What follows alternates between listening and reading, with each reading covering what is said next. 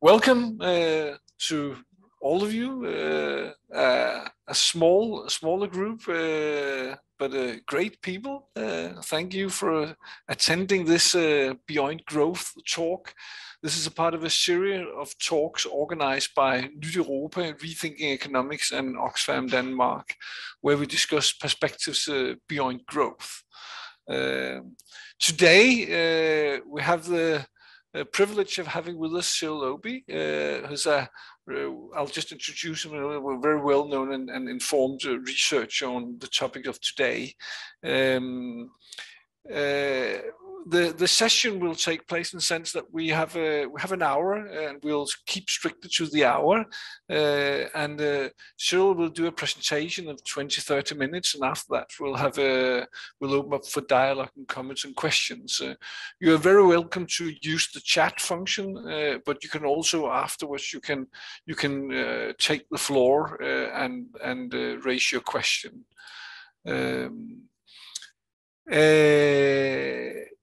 I mean, today's topic is about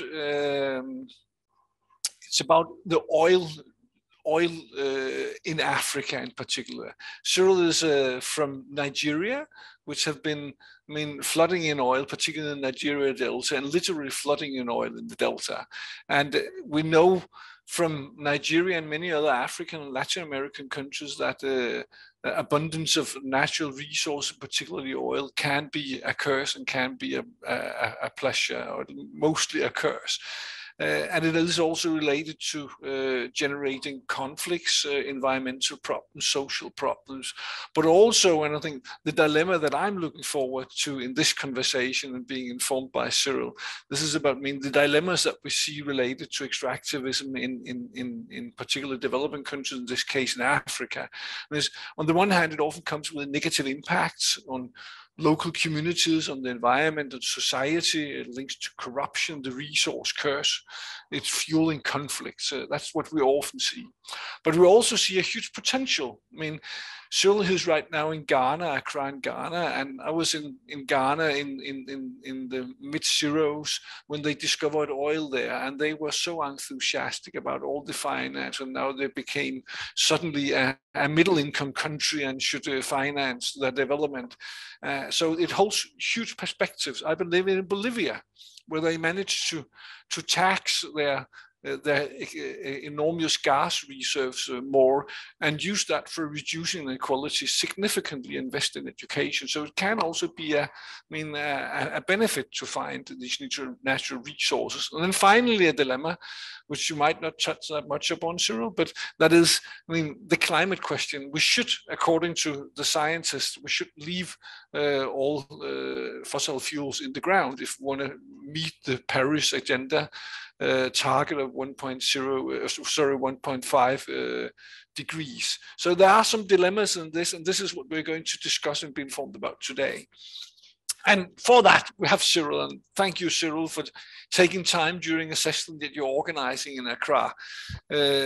Cyril is a program director for the Social Science Research Council, which is a US-based research council, where you are particularly focusing, as far as understanding, apart from natural resources, in peace and peace building, conflict and peace building. But you have been looking into, particular exploitation of oil in what you call a I think you call it petro-capitalism, a petro-economy. I'm looking forward to understand that better. But you have been doing, a lot of research, written numerous books and articles, and I won't go through all the details. So it's super informed researcher with your feet deep into the African soil to understand these issues. So we're looking very much forward to your perspective on what are the opportunities and challenges related to oil in Africa, and particularly post-pandemic and post-Ukraine war, which I know that you will refer to. So please, Cyril, over to you, and let's hear your perspective on these issues. Thank you very much. Well, thank you very much, Lash, and thanks to Europa. And I really am quite pleased to be addressing so many colleagues from across the world And this is really very exciting. As you have been told, the title of my presentation is Petro-capitalism and Conflict Dynamics in a Post-Pandemic Africa, Unpacking the Emerging Trends. Now, the first thing I ask is, why now? Why are we doing this now, and why is it important? To do this, I will first describe what I mean by petro-capitalism. And I'm going to approach this from two perspectives.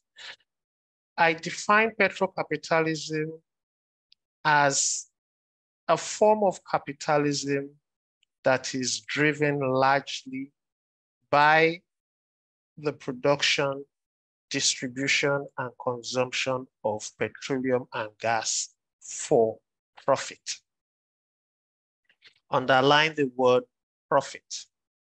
As you probably know, petroleum is considered to be the most viable or even cheapest form of energy. But in its extracted or produced form, it is a commodity that is sold in the global market for profit. So when we're talking about global capitalism, we're actually talking about the production of oil for the global market for profit by private and state oil corporations. And most of you are familiar with Shell, with Chevron, Texaco. You are familiar with BP. You are familiar with Total, Start Oil, and more recently in Africa, the Chinese oil corporations, the CNOOC and CNPC or Sinopec. The whole essence of their coming to Africa, as well as the Indian state oil corporations, the whole essence of coming to Africa for them is to produce oil for profit. So this is a specific form of capitalism that focuses on the production of petroleum. And why is petroleum so important? As I said, it's the most viable form of energy. It drives industry. It is used for heating in your homes. It is a source of raw materials for the plastics industry. It is also the key to military industry as well as the aviation industry. And you ask me, why the military? Two things. It provides the fuel without which militaries cannot move. It also provides some of the raw materials for the production of explosives.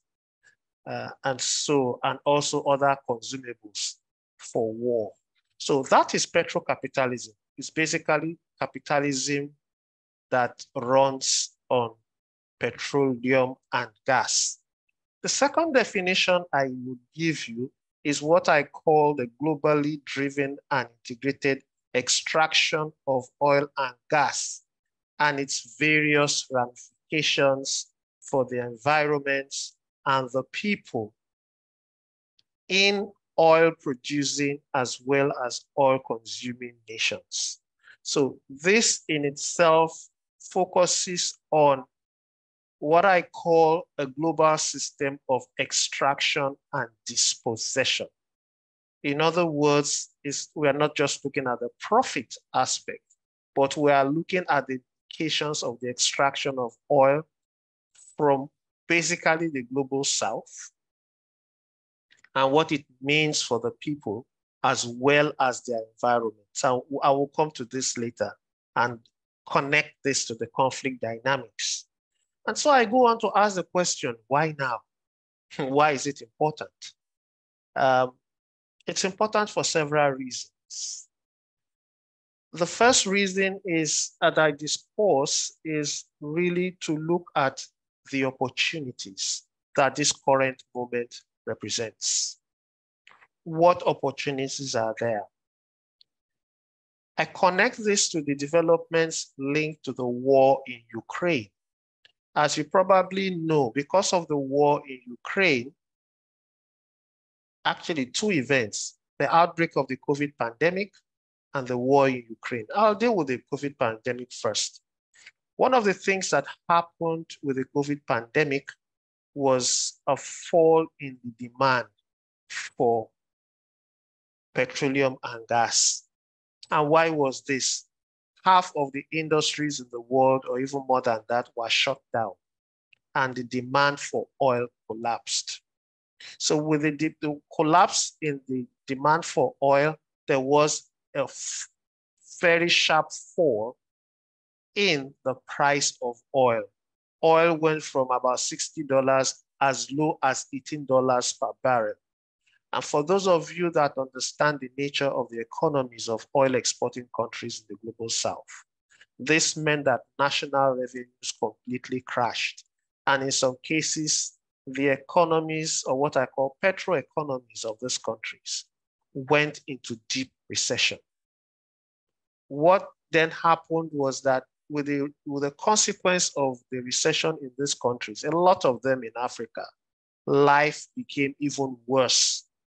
There was widening inequality, and it also spiraled into other aspects of life, education, employment, security, and in some cases, even conflict.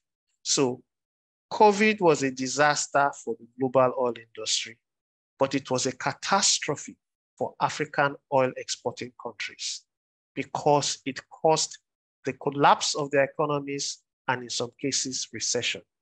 That's the first why now issue. But the good news, in quotes, is that just coming out of that COVID-induced economic decline, the war in Ukraine has led to a demand, an increase in demand, particularly for gas by Europe. And by the same logic, a recovery of the oil industry, because also demand for oil is gradually rising. What you will notice was that during COVID, global oil investments in Africa shrank by as much as 10 to 20% in some cases. But now, with the increase in demand, investments in oil and gas in Africa are beginning to rise. And people are thinking that what you call new African states, and these include countries like Guinea-Bissau, like Liberia, like Sao Tome, like Principe, like Sierra Leone, like Tanzania, like Mozambique, like Senegal. All these countries are hoping that with these renewed investments, and Reuters reports that 100 billion US dollars will be coming as investments to African oil and gas, creating a new opportunity, perhaps for a new oil boom. The other why now issue is when you look at the whole question about climate change, there is an ongoing global campaign to reduce and eliminate the consumption of fossil fuels, of which oil is king. Why now becomes then important? Because it raises questions about what will then happen to African oil exporting countries when oil on which they depend no longer becomes a global commodity of choice. What non-oil fuels does Africa have? And if Africa is to transition to a non-fossil fuel-based economy, what existing infrastructure does it have? What kind of investments will it need? And are international investments ready to invest in Africa to transition to non-oil fuels? The third issue around why now is if African countries have been exporting oil for the better part of 60 years, and we are hoping that there's going to be a new miracle because new countries are going to be added, will the structural problems that have prevented African oil-producing states or petro-states from transforming their economies up till now suddenly disappear? and the new El Dorado of African oil exporters becoming developed countries and developed states emerge? Or will the lessons that have come from COVID, which really not only disrupted the African oil and gas sector, showed its vulnerabilities and structural distortions, will the lessons from over-reliance on oil come home to African governing elites and African governments? Will it be an opportunity for them to diversify away from oil dependence? Will it also make them build new industries that tap into forward and backward linkages from oil and actually begin to look at value added? In other words, will African countries that are producing and exporting oil begin to build more refineries and export refined products rather than crude? Will it also challenge them to build sectors that increasingly provide local content for their export-dependent oil industry or import-dependent upstream and downstream sectors? And what would they do about the non-oil sector? So you can see that the why now question is really very important, but also has several what you may call contradictory tendencies and trends. But what this then boils down to is to try to unpack and interrogate the concept or the nexus between oil and development. Because whether we're talking about petro-capitalism and conflict dynamics in a post-pandemic Africa, and we try to unpack the emerging trends that I have discussed so far. The emerging trends, of course, include the war in Ukraine, the sharp decline and the onset of COVID in the oil economies, and the prospects for growth and recovery with the war in Ukraine, the whole debates around the energy transition from fossil to non-fossil fuels. These are the emerging trends. And when you put on top of this, the demographic explosion in Africa with a highly youthful population and the also exploding urbanization in Africa, you would see that there is a huge challenge in terms of that relationship between oil and development. And when I talk about oil and development, I'm actually talking about oil and capitalist development. Would oil, under these new circumstances related to the why now question, lead to capitalist development? That is the question of the moment. So let's go and talk about the resource curse. So what is this resource curse that always pops up in the literature from time to time?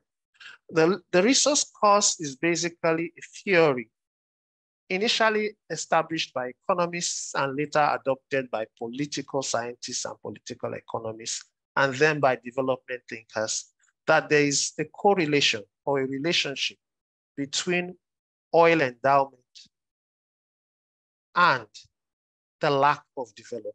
In other words, once you have oil, then you are cursed with crisis, with non-development, and with conflict. And there's a huge debate about this. And this is something that I have worked on for the past 20 years, and I'm still working on. I actually expect a chapter in a book that is coming out later this year on the resource curse.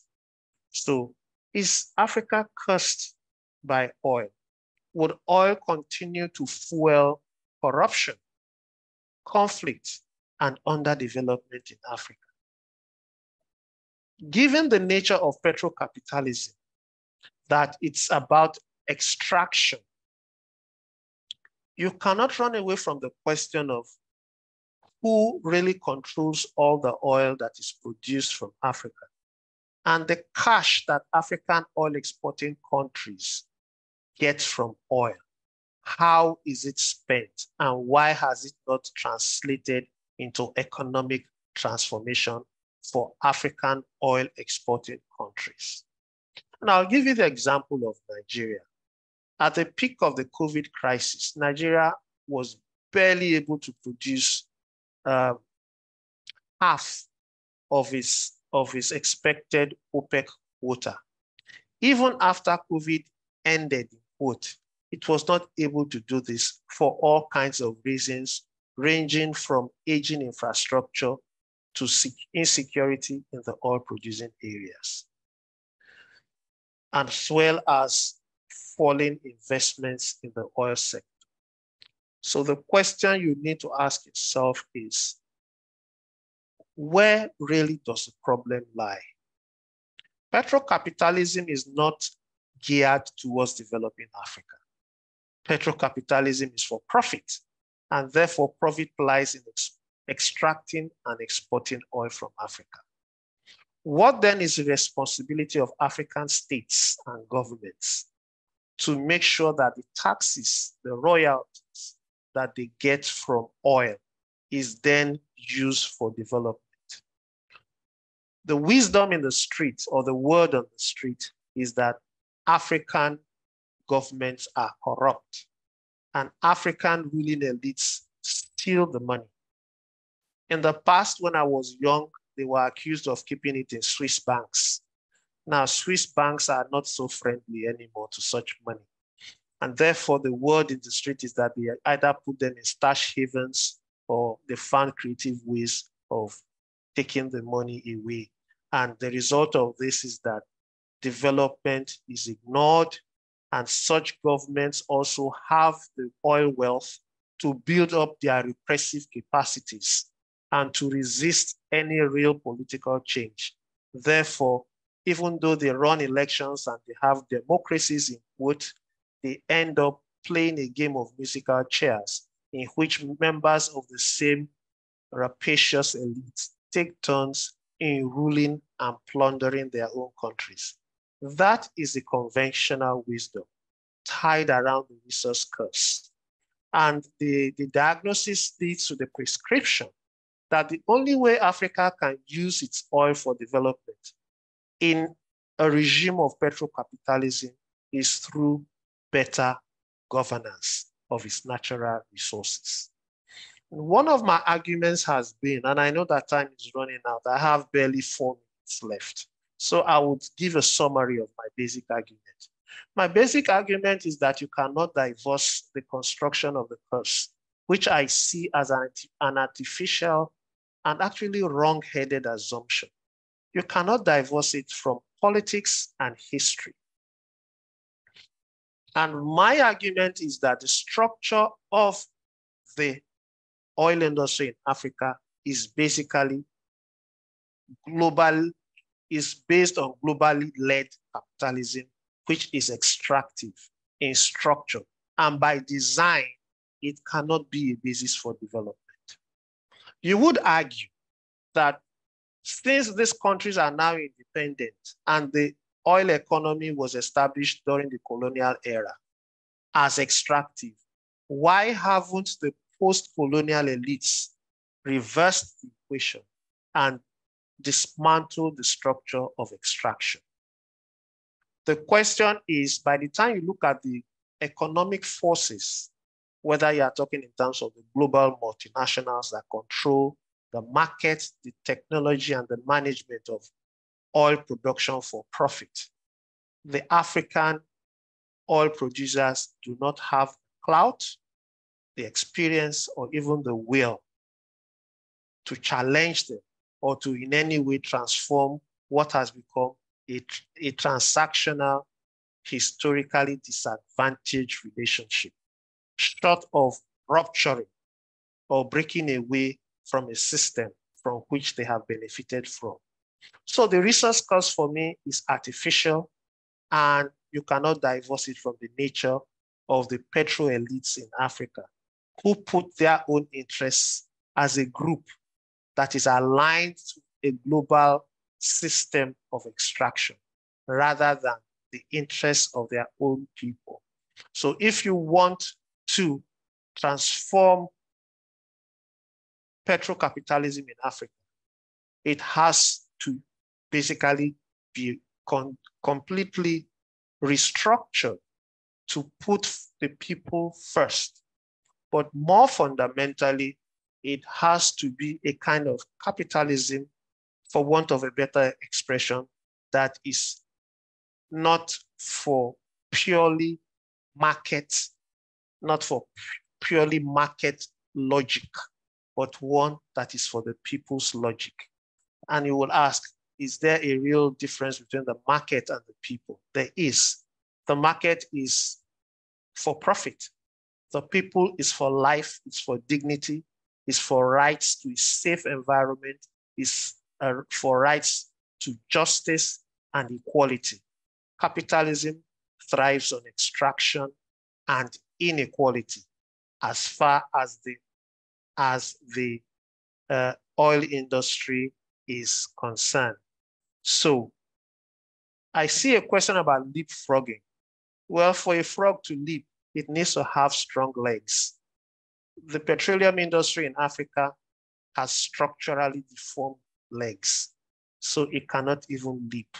It can only crawl, and its capacity to crawl is not part of the logic of a hegemonic global capitalist mode of oil extraction.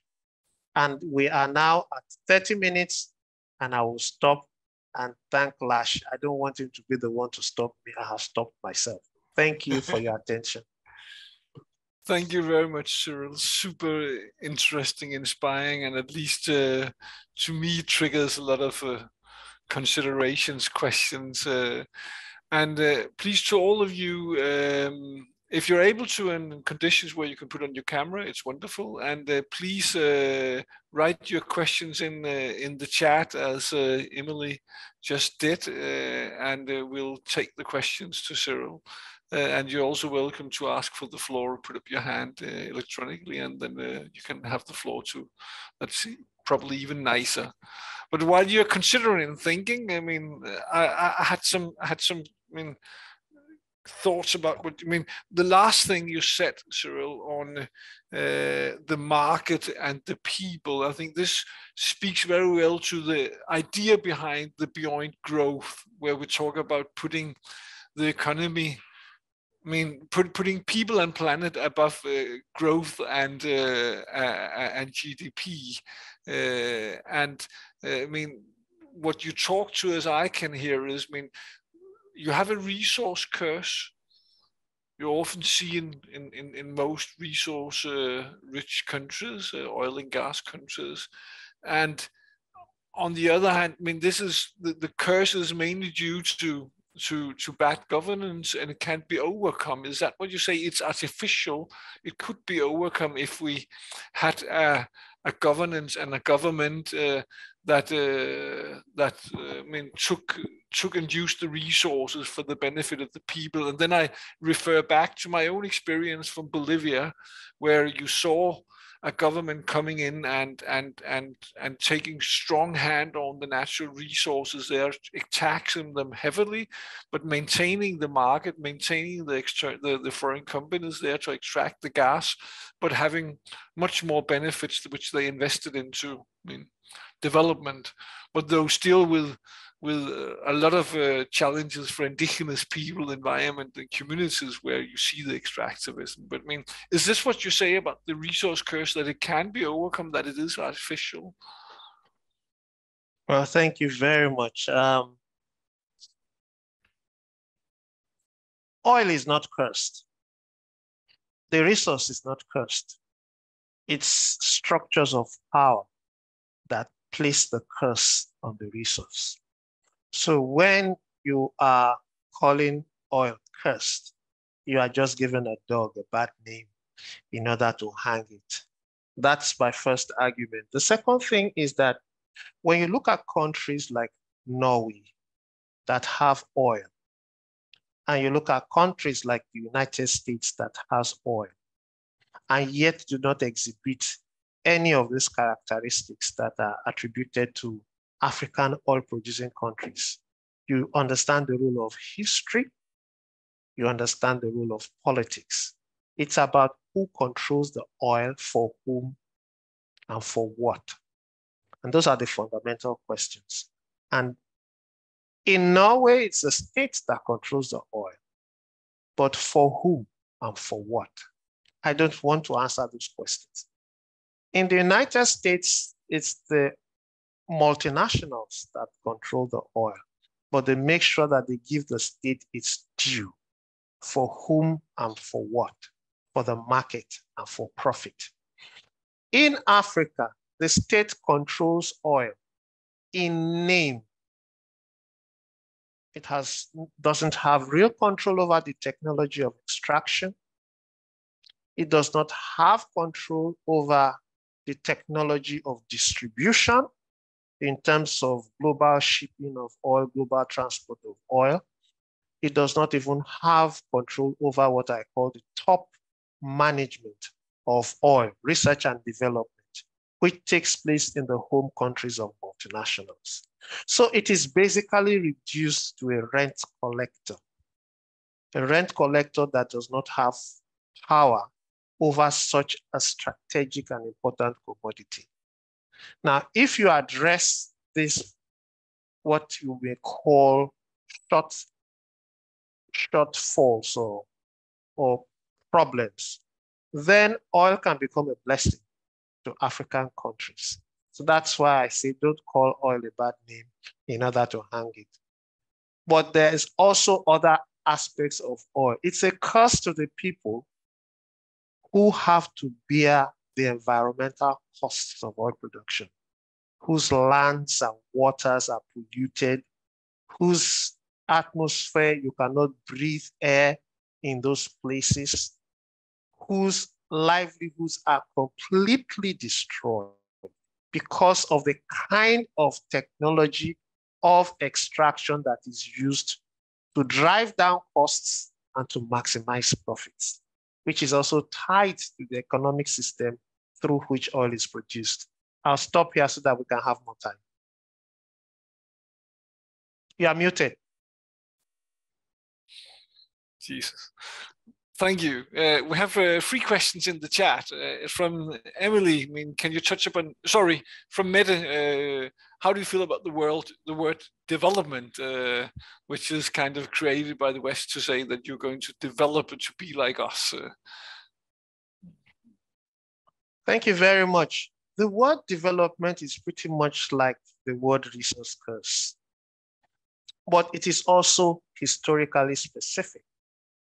My sense is that development is a good thing, but what economists have always focused on in the context of development is more of growth than development. And in practice, it is actually growth without development. A lot of high figures, big figures, but does not deal with the fundamental underpinnings of equality, of distribution, of social justice and equity. It doesn't address issues around fairness. You can get a GDP of 10 in which basically only 2 people control 80% of the resources and the rest have nothing. That may be development in terms of growth in numbers, but it is not real development because it undermines the welfare of the majority. And therefore, I usually want to talk about transformation, which is a transformation of the conditions that would actually lead to development in terms of access, in terms of distribution, in terms of justice. Now, when you put those conditions and you tack them onto development, then development smells nice and feels much better. Great. We have another question about, from Mutumba, who, referring to that we're trying to transition away from fossil fuels. What will be the impacts of that on African countries that are hoping to recover economically through the export of oil and gas? That is a very good question. And if you look at what is happening in the field, you'll find that the oil and gas producing African countries are actually pushing back against the transition because they know what it means.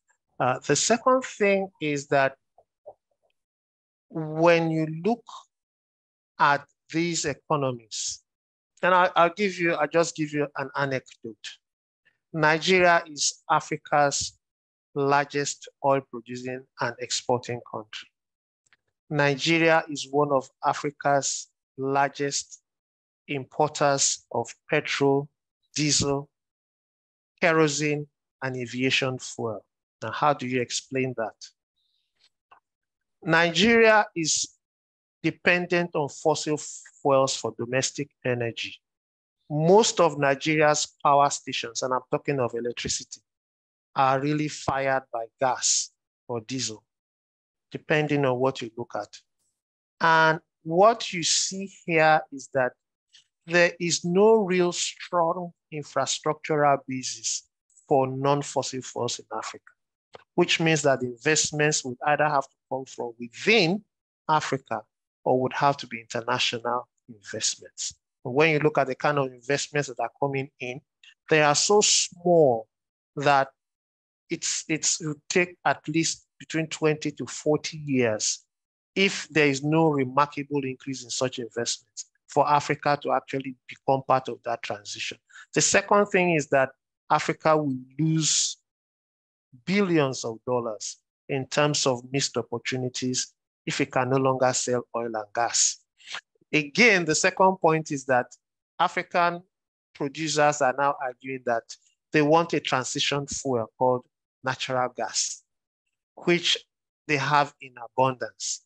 But the technology and the investments that are needed for that are also not that great. Apart from Nigeria and a few countries in North Africa, the infrastructure is still very weak. So either way, it's going to be a serious challenge for African countries to actually engage or be beneficiaries of an energy transition. You could even stretch the argument to say it would be unfair to expect them to transition from fossil to non-fossil fuels soon, because the conditions are just not right and the infrastructure is not there, the investments are not there. I'll just jump in with my own question, reflection on that, Cyril. I mean, I've been part of a group campaigning for ending investments in fossil fuels in Denmark, but also abroad in Africa and the developing countries.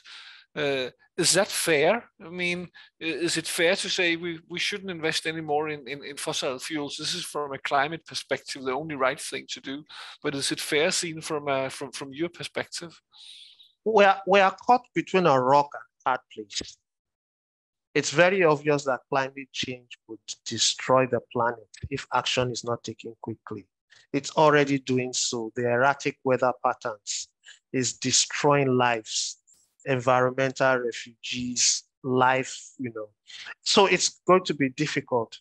But the world needs to come together and decide on striking a balance and providing, because the culprits, so to speak, even though we are not in a court of law, those who are guilty for polluting the earth and causing what I call the climate destruction that has brought us here, now are the ones saying that, those who are far, far behind in the development journey should make all the sacrifices when they know the structural disadvantages that the global south is actually facing in this regard. If the global north, the industrial north, is really very serious about this transition, then it has to do several things, one of which is to do justice. You cannot ask people to transition without providing them with the wherewithal to transition. Now, if Africa cannot benefit from its natural resources because of this transition, what alternative is the global north offering them by way of investments in the infrastructure that would enable them transition quickly, compensation for the huge losses that they would incur as a result of these transitions. And thirdly, mitigation. Very important to mitigate some of the consequences that will come as a result of what would inevitably be a sharp transition. So there has to be justice for the global South in this regard. There are no two ways about it. You can't escape that fact. You want people to stop burning petrol. What will they use? What infrastructure are you providing them? What investments are you providing them to transition? So people want to survive today. The climate change is not killing them immediately. So you can understand that they have to think about their children, yes, but they have to be alive even to have those children. So it's a difficult choice, but the global North has to do the right thing by providing the conditions and the resources that will ease the pains of a transition to non-fossil fuels in the global South. Thank you. Esther and Jamal, you have posted some questions in the chat. Maybe you will read them loud, Esther. Is that possible? And after that, Jamal. Sure, I can do that. I was wondering what your thoughts are on the links between what you call the resource curse and this petro-capitalism, and then the extreme debt or the extremely unequal debt relationship there is between the global North and the global South. I mean, the fact that the global South owes so much money to the global North that even just maintaining these loans, the amount of money that they use on doing that overshoots completely the total amount of development subsidies, or whatever we would call that in English, that the global North is sending back to the global South. What the relationship is between this fact and the theme of today, and also whether, like, what you think about this idea about canceling all of this debt. Thank you very much. These are very good questions. I believe I have touched on them earlier. The connection between the resource curse and petro-capitalism. Well, petro-capitalism is a parent of the resource curse.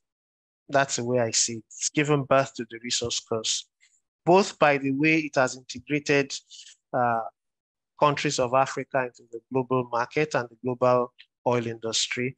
It has put them in a position of disadvantage as mere sources of oil, as victims of extraction. And therefore, profit is placed before people. So for the people, rather than for development, the oil is a curse because it destroys their environment, and yet they do not have access to the full benefits of the profits because their profits are taken away to the global market and the various shareholders of the companies that have invested in the oil companies. So it's a boom for those who are profiting from the extraction of oil, but it's a curse for those who are the victims of oil. In terms of development, as I said, the problem is not to look at it's not to hang oil, it's not to blame oil, but to blame the very forces that extract and control oil and use it not for the benefit of the majority, but for the benefit of a very few people who reap fantastic profits from oil investments and leave poverty behind. So that's my question. In terms of the debt issue, well, the debt issue is also, even the way you asked the question, the debt issue is also part of inequality and injustice in many regards. If you look at the things that have been extracted from Africa, either in terms of natural resources or in terms of what you call capital flight, as well as the kind of interest rates that have been imposed on those debts. You will realize that in many cases, those debts as originally contracted have been paid. But because of these technicalities and because of the logical profit, things are built into it to make sure that it becomes a kind of trap from which you cannot escape. If you cancel the debts, it will give you some temporary relief. But if the structure of extraction and growth without development are left intact, new debts will come and they will grow and the cycle will continue. So what do you prefer? Temporary relief or a permanent solution? We prefer both. Jamal, you have a great question. Will you read that aloud, please? Yes. Yes, sir. I'm thinking about this, the whole of the global society in this, the chain, because there are countries like Benin, which doesn't have oil much, but they are part of the system because in the supply chain, they have to make available the seaports, for example. And the tendency now is that we used to blame our leaders before because of the governance, the bad governance. But nowadays, we have leaders who have access to investment. And then the way they are used this investment now is that it's taking down the democracy. And openly, we have presidents who is saying now they have to prioritize the governance over democracy. But there is no general agreement on this concept of good governance. So I'm thinking, what is the whole of the global society nowadays? Because they are becoming weaker and weaker, and it's becoming difficult for the people locally to fight this kind of situation. That's it. Thank you very much, Jamal. You've actually taken this topic to a different direction. Okay. But I'll just put this humorously. It's very interesting that you think that Benin Republic is a non-oil producing country. But when you go to the streets of Cotonou and even Porto Novo, by the road, you see these big jars of petrol. Some people think that there's a secret way that oil from Nigeria appears in Benin Republic. I don't know how this is done. And some people believe that part of the subsidies on Nigerian oil is actually benefiting certain people in Benin Republic. But that is beside the point. The reality in the world today is that democracy as a system of government is in crisis. And this is a crisis that is not limited to Africa.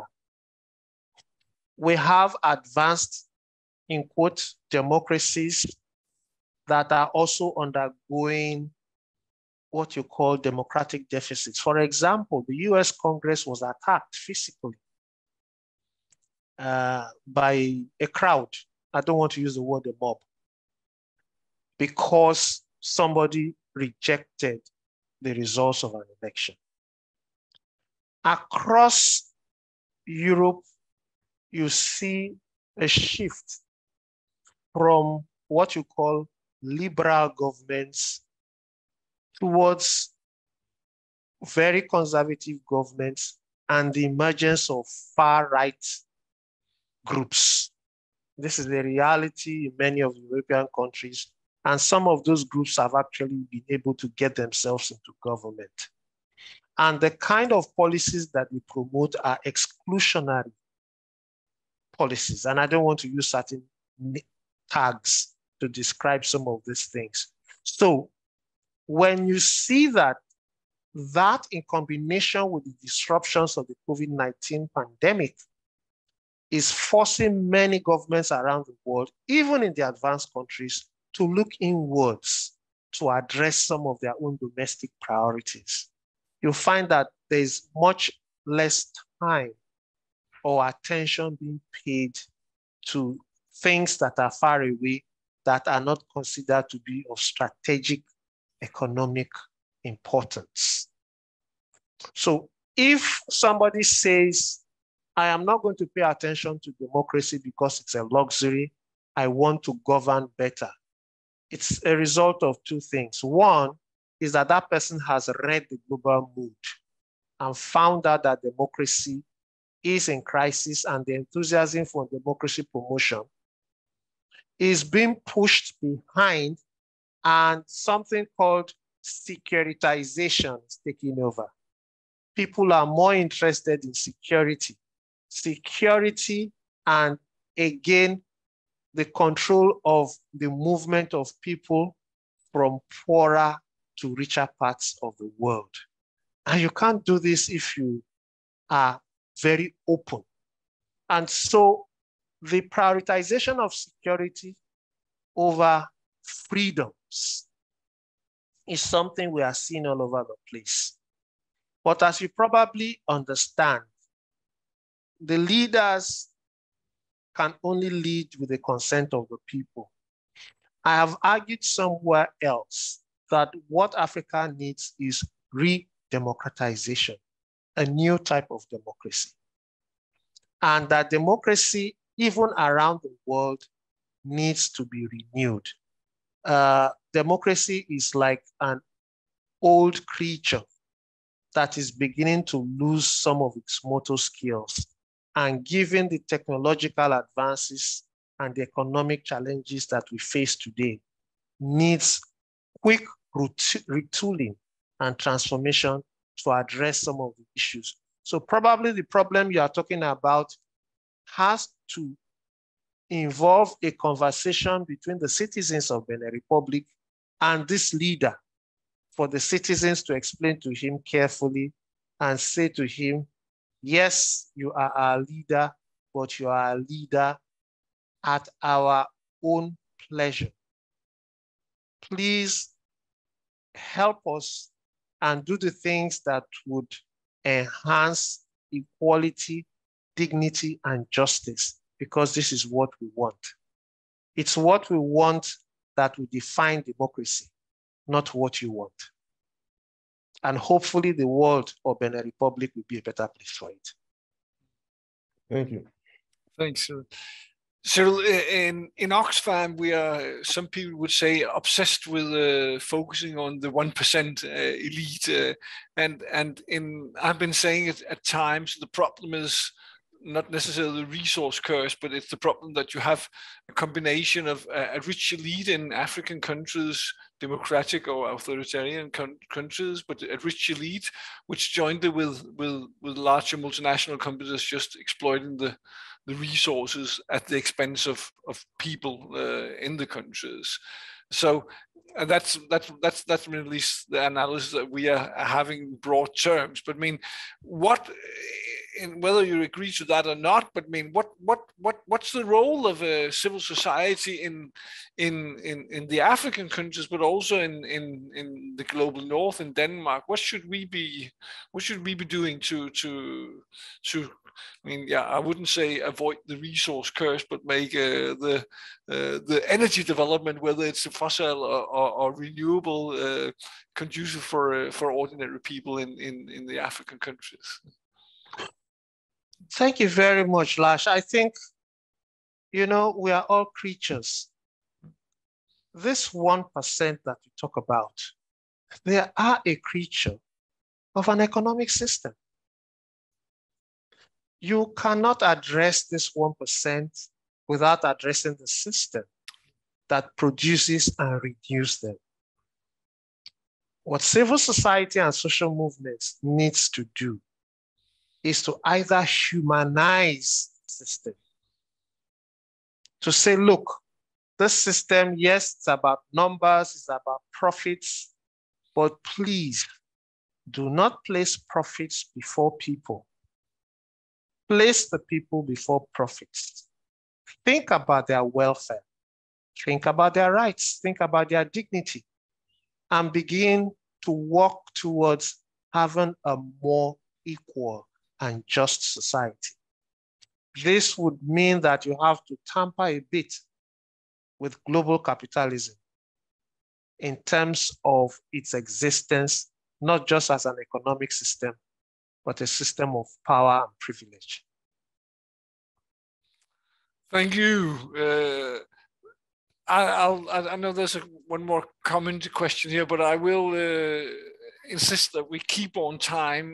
We have 1 minute to finish.